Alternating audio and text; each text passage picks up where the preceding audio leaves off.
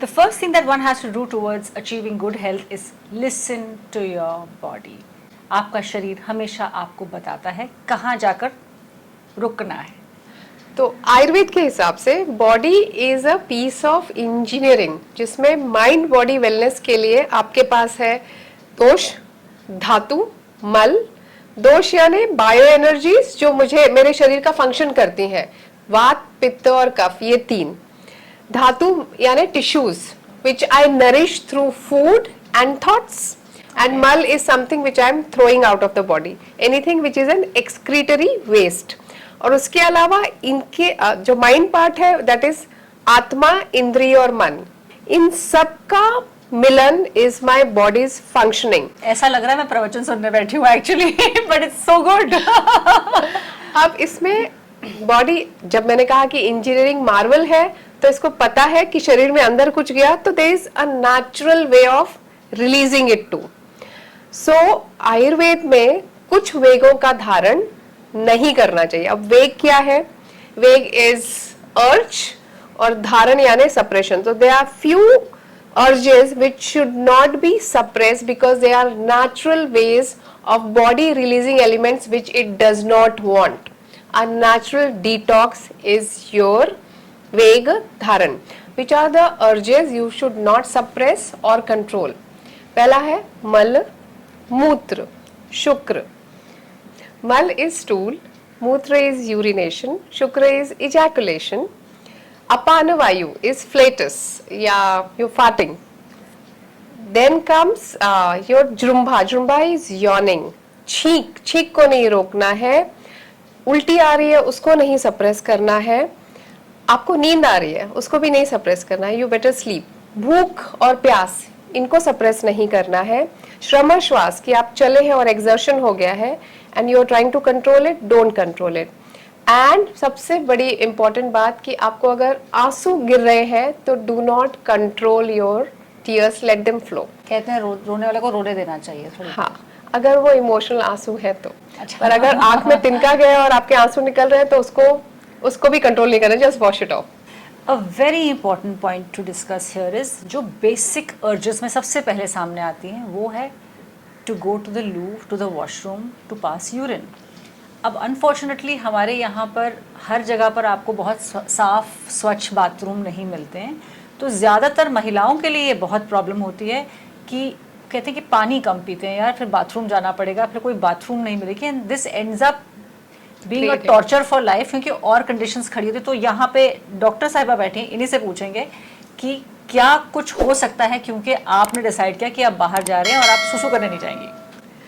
तो शरीर का काम है कि जो आपने खाना पीना खाया है उसका वेस्ट मटेरियल बाहर, मल का त्याग करना है. और यूरिन या stools are a form of मल, they have to be excreted. हमारा लाइफ बिजी है, स्केड्यूल्स टाइट है, I am in a meeting, I need to hold on, and this holding on एक बार दो बार शरीर माफ कर देता है, एडजस्ट. बट जितना आप इसको होल्ड करेंगे, these are nervous impulses, nerve impulses, और आपने जितना होल्ड किया एक तो नर्व्स वीक होते जाएंगे. दूसरा जो स्ट्रक्चर होल्ड कर रहा है, if my bladder is holding on to urine, some sort of things are reabsorbed in the body. अच्छा. So that is a toxin. And अगर ये लगातार आप करते रह गए तो it will cause renal stones, आपको किडनी स्टोन्स हो सकते हैं, यूरिन इन्फेक्शन हो सकता है, ब्लैडर आपका वीक हो सकता है. So these are problems which will happen if you control urine. अगर आप बार बार स्टूल रोकते हैं, it will obviously cause constipation, gases, but it will also lead to piles or fissure. हम बैठे हैं चार लोगों के बीच, हम एक इम्पॉर्टेंट इंसान की स्पीच सुन रहे हैं और आपके ऊपर कैमराज है और आपको यॉन करना है उस वक्त, तो आप कैसे ना कंट्रोल करें? आप तो बदतमीज नजर आएंगे. शरीर इतना कमाल है ना कि आप उसको कंट्रोल ही नहीं कर सकते. अच्छा, ये सारे इम्पल्सेस हैं. थोड़ा सा बैकग्राउंड ऑन आयुर्वेद, और ये जो वेग हैं, ये जो अर्जेस हैं, ये किस बायो एनर्जी के अधीन है. तो वायु ऐसा एलिमेंट है जो कि चल है, मोबाइल है, और हमारा सारा नर्वस सर्कुलेशन, मूवमेंट, मेरा बोलना, मेरा समझना, मेरा हिलना डुलना, सब उसके अंडर आता है. तो ये जो अर्जेस है, they are under the control of vayu. वायु को अगर निकलना है ना तो वो निकलेगा ही. The moment you stop it, it is like breeze flowing and आपको अच्छा लगता है, और जहां वो साइक्लोन हुआ and you try to suppress, it will create ruckus around it. You can't control this energy. तो आपको उबासी तो आएगी. All you do is put your hand and be polite about it, but please Yon.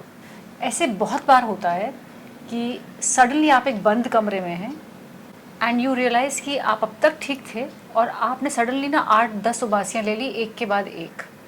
तो कुछ लोगों को लगता है आपको नींद आ रही है, लेकिन वो नींद नहीं आई होती, आपको अनइजीनेस भी होने लगती है. वो क्यों होता है?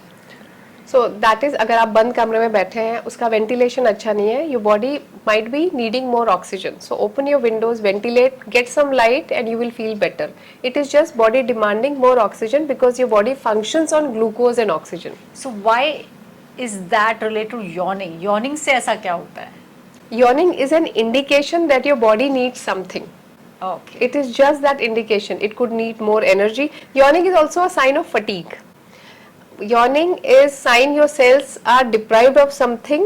You give it deprived of energy and oxygen. You need to give it. तो मतलब वही वाली बात आती है कि जो ये आपके नेचुरल अर्जेस हैं यॉर्निंग की, इसको आप सप्रेस करेंगे कि पता नहीं क्यों हो रहा है. नहीं, you have to pay attention to it. कि अगर बार बार आपके साथ ऐसे होता है कि you suddenly yawning too much, it could B that your blood circulation is not right and your body needs more oxygen.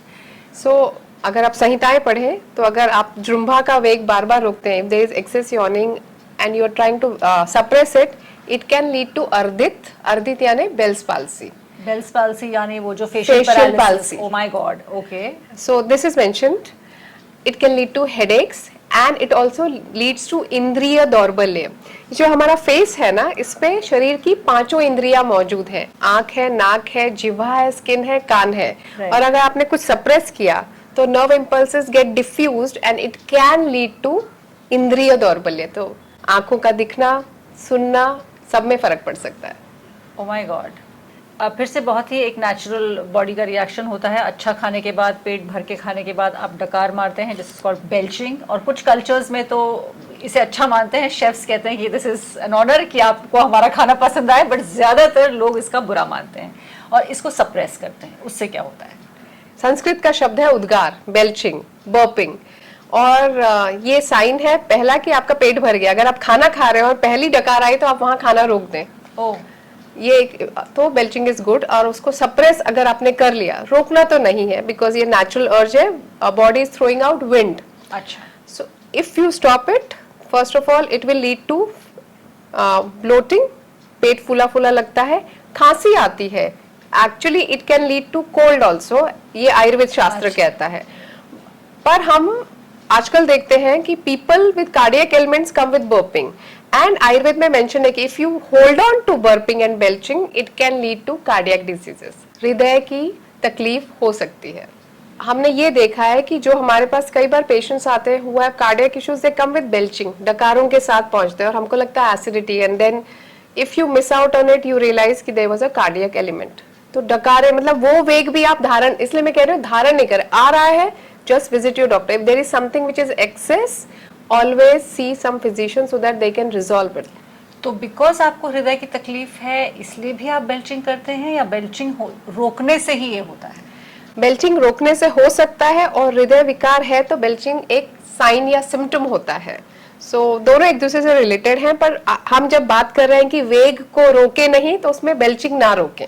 सो हमारी बॉडी की बहुत सी ऐसी जो रिएक्शंस है जिन पर हम हंसते हैं, जिस पर हम यूं करते हैं, वो एक्चुअली उस पर ध्यान दें, सुने, समझें और उस पर अपना जो आपको ट्रीटमेंट लेनी है वो लें, तो you can save your life and your health. So coming to sneezing. So sneezing is a reflex. आपके नाक में कुछ गया होगा, it could be an allergen, it could be a pollen, and body has this tendency to throw things out which it does not need. तो suppressing sneezing is holding on to that allergen which might turn into an infection and cause respiratory ailments. In fact, headache हो जाएगा. आयुर्वेद में तो ये भी mention है कि अगर आप छींक रोकते हैं तो आई प्रॉब्लम्स भी होते हैं. आंसू. आंसू क्यों नहीं रोकने चाहिए? आंसू is a meltdown of your emotions. Unless, जो मैंने पहले कहा कि आपकी आंख में तिनका या कंकड़ गया हो, तो आंसू के 3 प्रकार है. एक बेसल है जो थोड़े आंख तरल रहती है, गीली रहती है, वो. दूसरा है रिफ्लेक्स कि कुछ आंख में गया और उसको आप आंसू ने बहा के निकाल दिया. और तीसरा है emotional. It could B tears of Joy, it could B tears of sadness. And ये जो इमोशनल आंसू है, रिसर्चर्स से कि उसमें हार्मोन्स होते हैं. It has a lot of oxytocin. These hormones release your stress. आप खुश हैं तो भी स्ट्रेस्ड है because it's a positive stress. आप दुखी हैं तो भी स्ट्रेस है and it's a negative stress. तो आंसू is a release of stress. आपने होल्ड ऑन किया तो you will build up on your anxiety and excess anxiety will lead to mental problems.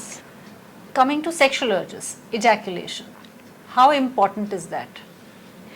So men naturally have these hormones and they produce semen every day when they are adults. And actually the sign of a male having good testosterone is having an early morning erection. अच्छा. So if they have erections, then that means there has to be some Semen. ejaculation and semen. So this is a natural thing and it should happen. Okay. So men should not feel guilty if they have night falls. It's a common phenomenon. So this is what is not to be suppressed. Masturbation is not a solution. आप 3-4 बार नहीं कर सकते हैं. But if you have an urge where there is an ejaculation happening, let it pass.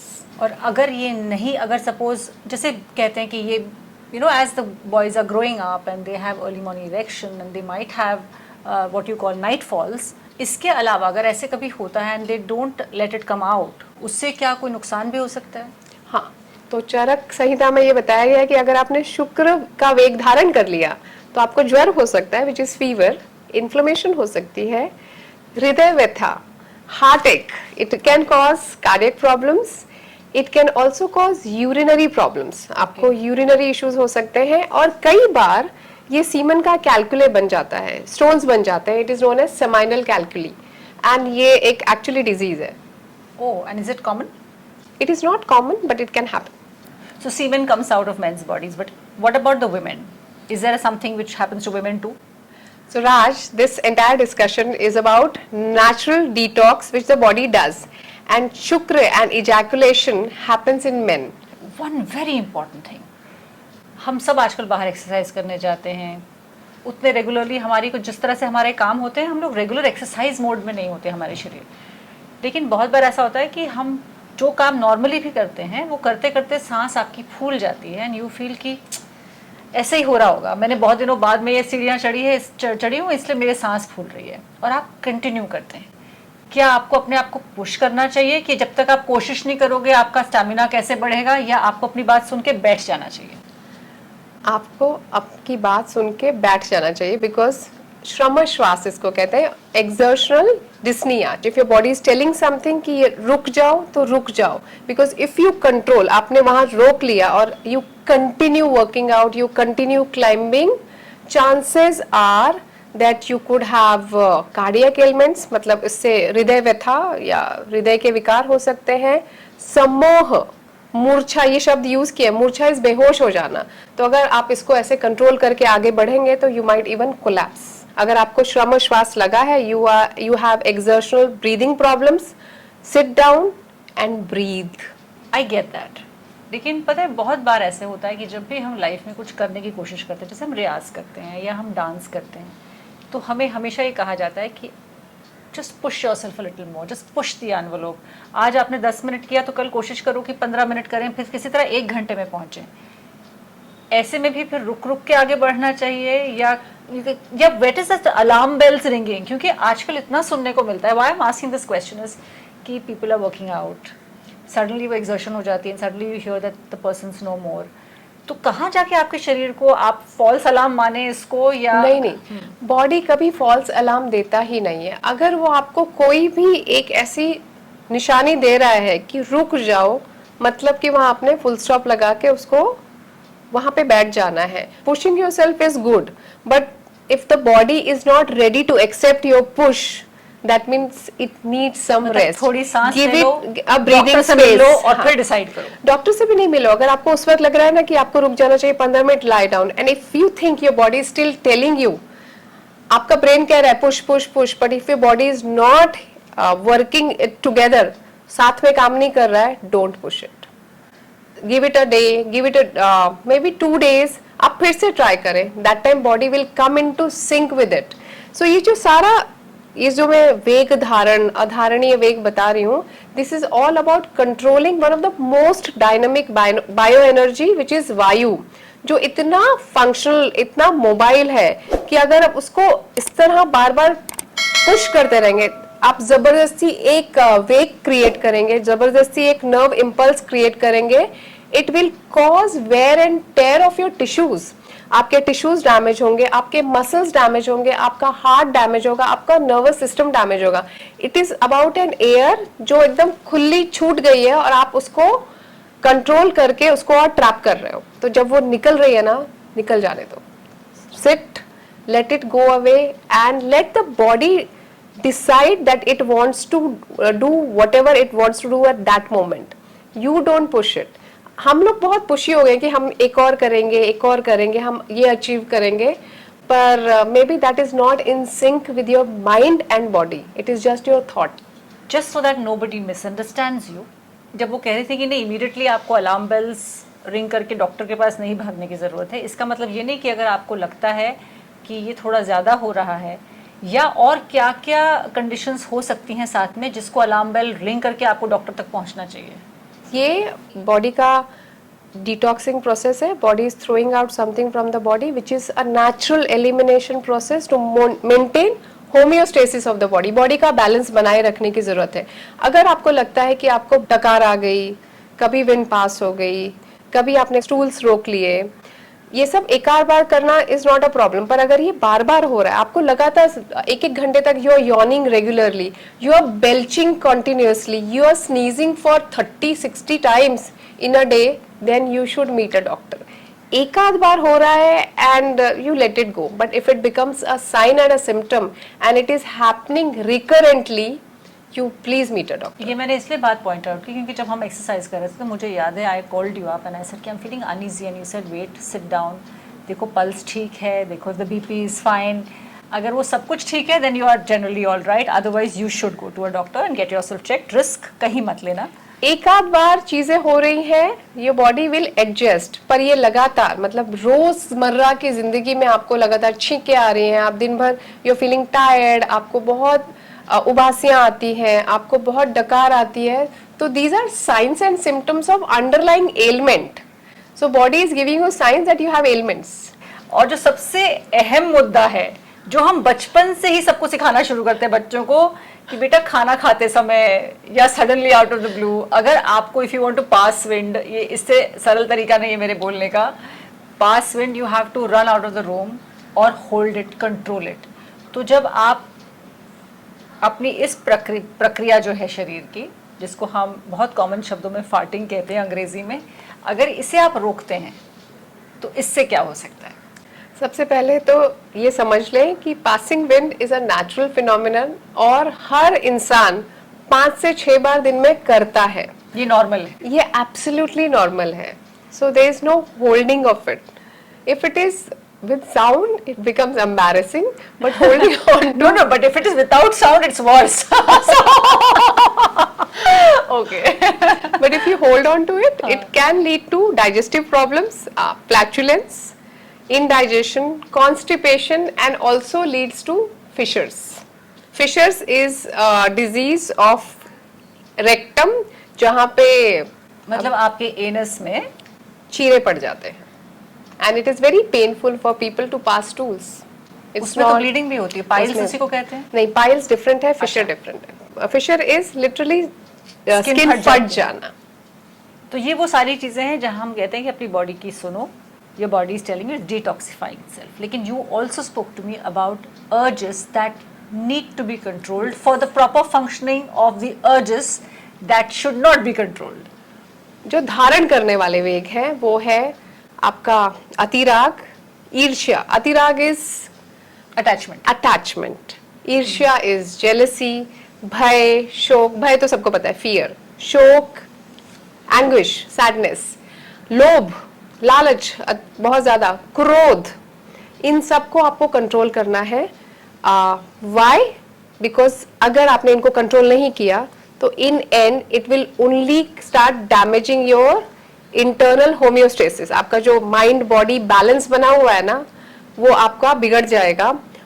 जब आप बहुत गुस्सा करते हैं आपका पित्त खराब होता है, which also causes digestive problems. अगर आपको भय है, शोक है, ईगो है, it will cause a lot of वायु इम्बैलेंसेस। तो आप देखेंगे इरिटेबिलिटी बढ़ी रहेगी, आप ये जो आपके डिटॉक्स प्रोसीजर्स हैं, अर्जेस हैं जो नेचुरल हो रहे थे, उसमें एक्सेसिवनेस आ जाएगा।